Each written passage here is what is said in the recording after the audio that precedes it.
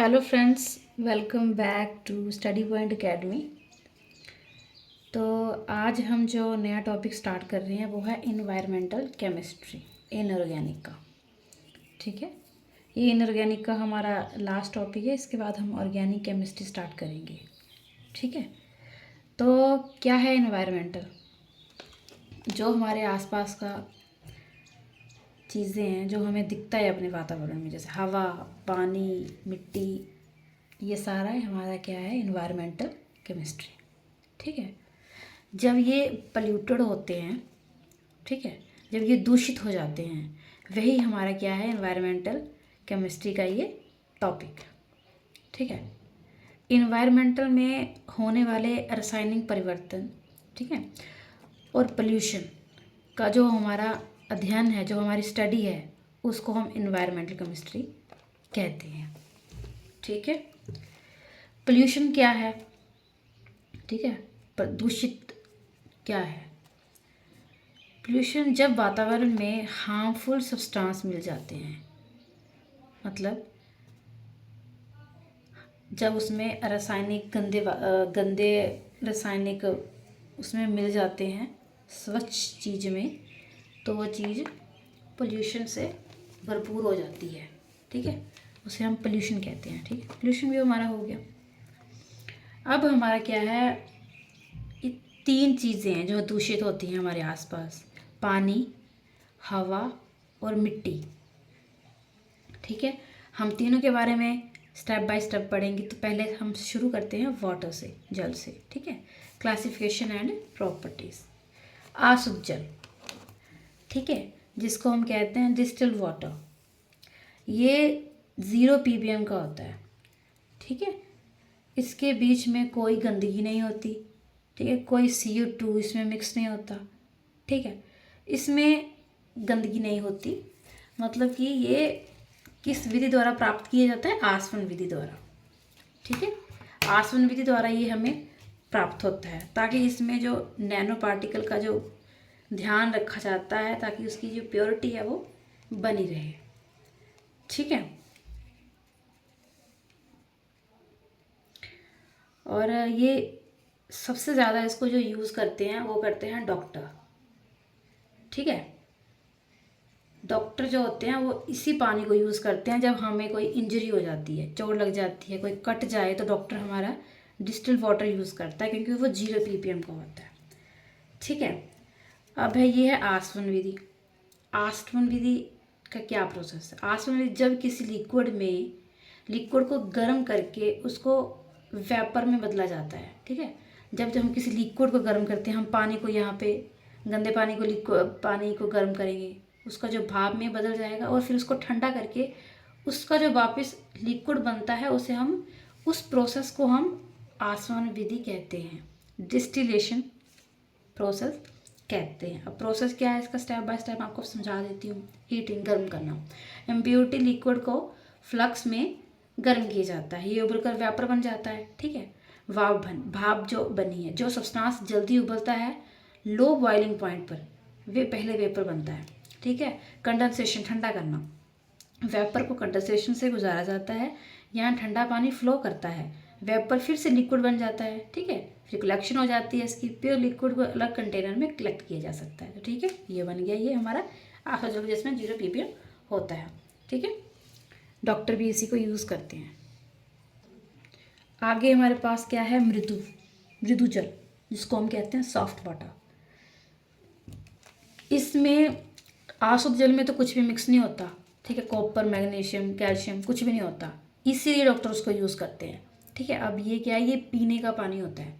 ठीक है, ये पानी पीने तथा जो घर के कामों के लिए, बर्तन धोना, बाकी अच्छे कामों के लिए भी ये बहुत यूज़फुल है।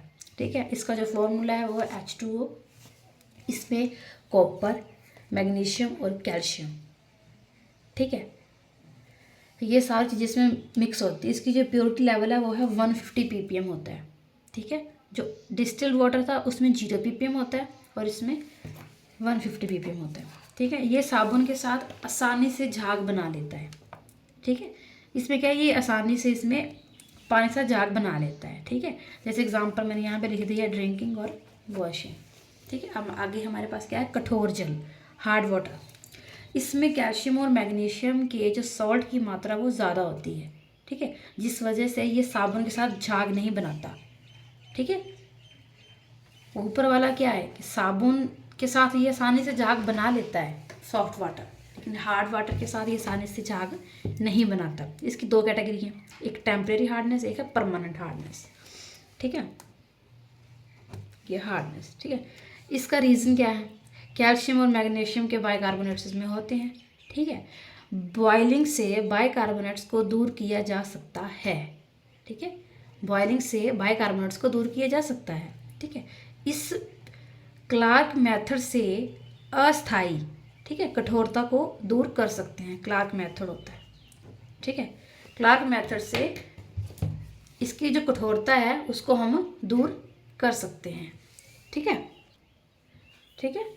क्लार्क मेथड का जो यूज़ होता है वो होता ही टेम्परेरी हार्डनेस के लिए ही होता है, ठीक है। अब मैं बताती हूँ इसका कोई प्रोसीजर क्या है, ठीक है। इसका जो मेथड है क्लार्क मेथड का, जब हार्ड वाटर में स्लेक लाइन CaOH फॉर्मूला में लिख देती हूँ,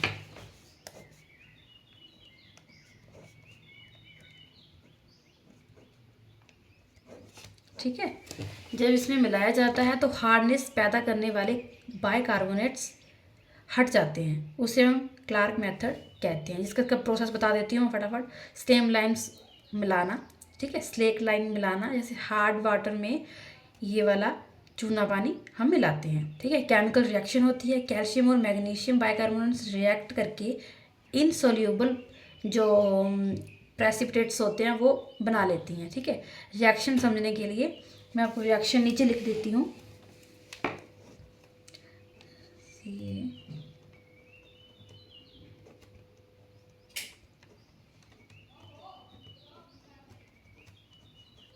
CO3 प्लस 2H2O, ठीक है। मैग्नीशियम के लिए भी सिमिलर रिएक्शन यही होती है, ठीक है।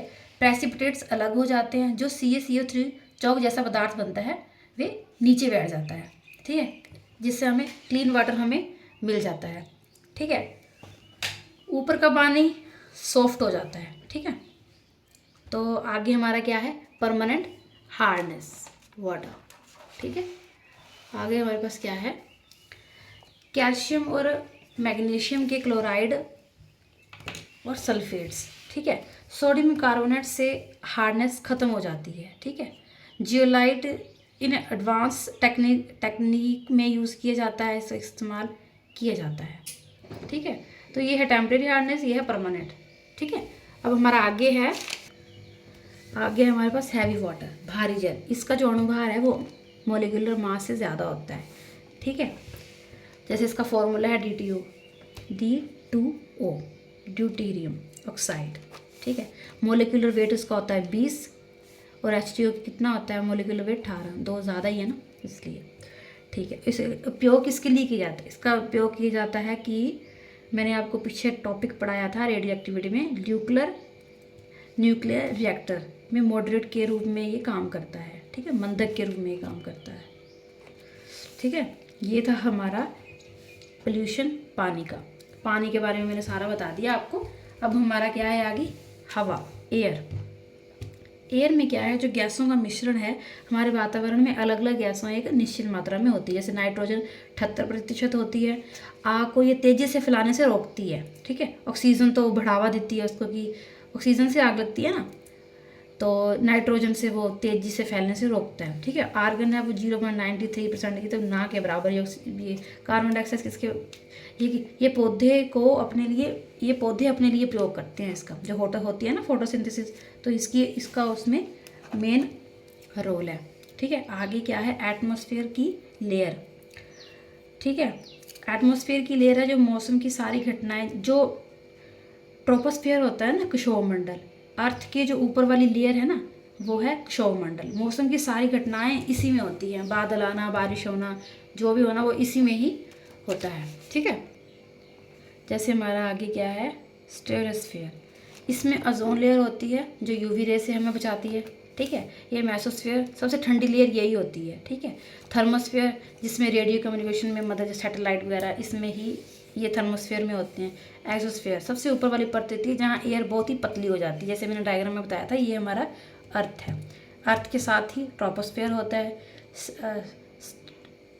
स्ट्रेटोस्फीयर होता है, मेसोस्फीयर होता है, अगली बार तक थर्मोस्फीयर होता है, और आगे एक्सो, जिसमें जहाँ एयर बहुत ही पतली हो जाती है, ठीक है। तो आगे हमारा क्या है, एयर पोल्यूशन, जब हवा में हानिकारक तत्व मिल जाए वो हो जाती है पोल्यूटेड, ठीक है। जैसे पोल्यूशन मिलता है उसमें, जैसे उसमें डस्ट पार्टिकल आ जाते हैं ना उसमें, जैसे CO, SO2, सारे डस्ट पार्टिकल एयर में जब मिक्स हो जाते हैं तो वो एयर पोल्यूटेड हो जाता है, ठीक है। आगे हमारे क्या, एसिड रेन, जब बारिश के पानी SO2 और जैसे ये हानिकारक पदार्थ उसमें मिलते हैं तो वो एसिड रेन बन जाती है, ठीक है। जो ताजमहल को सबसे मोनुमेंटेड को नुकसान पहुंचा देता है, जिससे संगमरमर पत्थर सारा ख़राब हो गया है, ठीक है। आगे ये था हमारा एयर पोल्यूशन, एयर का, ठीक है। आगे हमारे पास क्या है कि सॉइल पोल्यूशन, ठीक है, मिट्टी के बारे में, ठीक है। Soil pollution means contamination of soil of harmful substance that reduce its fertility and make it unsafe for plants, animals and humans, ठीक है। इसका जो मतलब है कि जो मिट्टी में हानिकारक पदार्थ उसमें जो मिक्स हो जाते हैं, ठीक है, तो वो सॉइल पोल्यूशन बन जाता है हमारा, ठीक है। अब मैं इस डेफिनेशन के हिसाब से समझा देती हूँ कि जब मिट्टी में हानिक रासायनिक कचरा या विषैले पदार्थ मिलकर उसकी गुणवत्ता को खराब कर देते हैं, ठीक है, उसी जो फर्टिलिटी है जो कम हो जाती है, मतलब उसको जो अच्छी जो सॉइल है ना वो खराब हो जाती है, ठीक है। तो इसे मिट्टी का प्रदूषण कहते हैं, ठीक है। जैसे हमारे पास क्या है कि इसके जो कारण है, टाइप ऑफ सॉइल पोल्यूशन क्या, वो chemical pollution, biological pollution, physical pollution and radio active pollution, ठीक है। जैसे केमिकल पोल्यूशन में क्या है, खेती में ज़्यादा केमिकल यूज़ होते हैं हमारे यहाँ पे, मिट्टी की जो प्राकृतिक गुणवत्ता है वो को खराब हो जाती है उसमें, ठीक है। ये था इसका। बायोलॉजिकल पोल्यूशन में क्या है, बायोलॉजिकल पोल्यूशन में दिया बैक्टीरिया, वायरस और सीवेज वेस्टेज, ठीक है, ये बायोलॉजिकल पोल्यूशन में आता है। फिजिकल पोल्यूशन में क्या आता है, plastic, glass, polythene and solid waste, ठीक है, ये है फिजिकल पोल्यूशन। आगे है रेडियो एक्टिव पोल्यूशन, ठीक है। रेडियो एक्टिविटी में क्या होता है, जो न्यूक्लियर वेस्ट होता है ना, उससे रेडियो एक्टिव पोल्यूशन कहा जाता है, ठीक है। तो आगे हमारे पास क्या है कि सॉइल पोल्यूशन के रीज़न, ठीक है, मृदा प्रदूषण का कारण। इसका प्रदूषण का कारण क्या है, पहला तो जो मैंने नहीं लिखा रह गया है शायद, वो है रासायनिक उर्वरक और कीटनाशक। जैसे कि खेती में ज़्यादा फर्टिलाइजर्स और पेस्टिसाइड्स डालने से मिट्टी की जो अच्छी मिट्टी होती है, हानिकारक रासायनिक उसमें जमा हो जाते हैं, जिससे मिट्टी की उर्वरता घट जाती है, ठीक है। आगे हमारा क्या है, इंडस्ट्रियल वेस्ट, ये है हमारा